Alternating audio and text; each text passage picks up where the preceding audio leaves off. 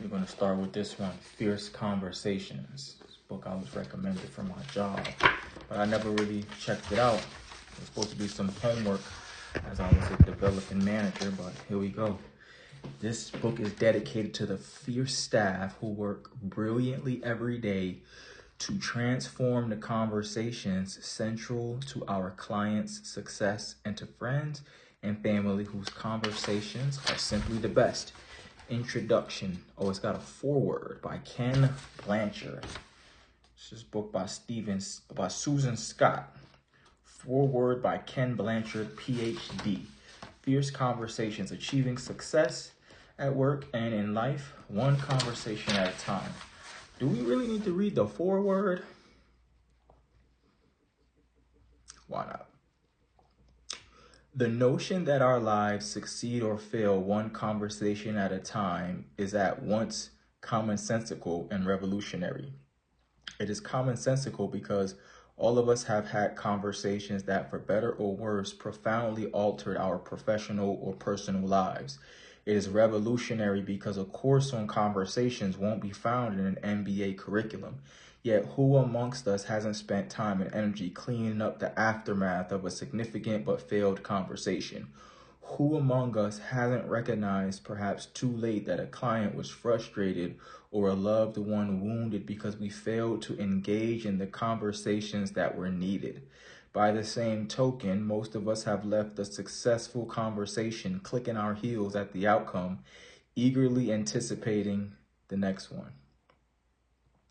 While success is often measured by an accumulation of titles, acquisitions in the financial bottom line, little or no attention is paid to the power of each conversation to move us toward or away from our stated business and life goals. No longer. Susan Scott set out to help us change our lives one conversation at a time. If you don't have time to read the whole book, it's a mistake. But since God didn't make junk and you are unconditionally loved, I will hold back on a 1-minute reprimand. And as a humanist, I will go one step further and give you the essence of this powerful book. Here's what it says.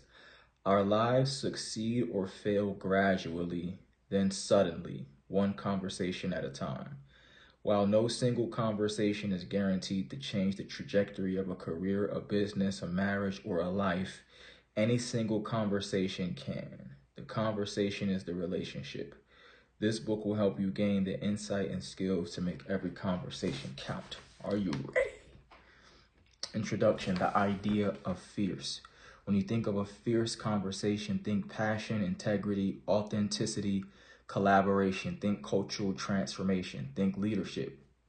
When she was 7, my niece Margot called to announce that she had just had an apostrophe. An idea with shiny lights around it. She meant epiphany, but I've always liked the idea of having apostrophes, and my hope is that as you read this book, you will enjoy an apostrophe, at the very least a semicolon, maybe even an exclamation point about the connection between conversations and your success and happiness, about the connection between conversations and leadership. I want you to get really good at fierce conversations, but before we go into the how, the 7 principles, it's important that you understand why. Picture a kaleidoscope. Do you remember the first time you held one up to the light and turned it? When one piece inside the kaleidoscope shifted, the entire picture changed. And once that happened, you couldn't dial back to the picture you had before. The 3 ideas I want to share with you in this introduction have been like kaleidoscopic pieces that, when they shifted, changed my view of the world and of myself in the world, and therefore what is required of me. Once my understanding shifted, it wasn't possible to return to conversations as I had known them. Idea number 1, my first apostrophe arrived courtesy of Ernest Hemingway in The Sun Also Rises. A character drinking with friends in a bar is asked, "How did you go bankrupt?" He answers, "Gradually, then suddenly." At the time I read this, I had been running think tanks for chief executives for 13 years and had more than 10,000 hours of conversations with industry leaders worldwide. I thought back over important events in the lives of my clients. A piece within my kaleidoscope dropped. Our careers, our companies, Our relationships and indeed our very lives succeed or fail gradually, then suddenly, one conversation at a time.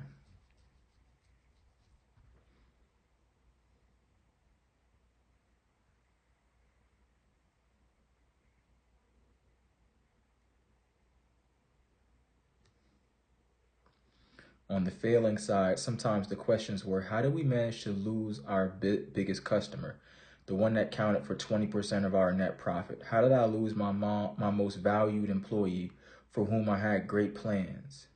How did I lose the cohesiveness of my team? Why are we experiencing turnover, turf wars, rumors, departments not cooperating with one another, unengaged employees, long overdue reports and projects, strategic plans that still aren't off the ground?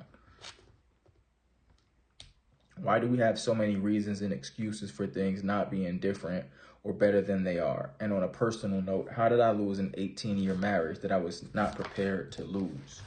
How did I lose my job? How is it that I find myself in a company, a role, a relationship, a life from which I've absented my spirit? How did I lose my way? How did I get here?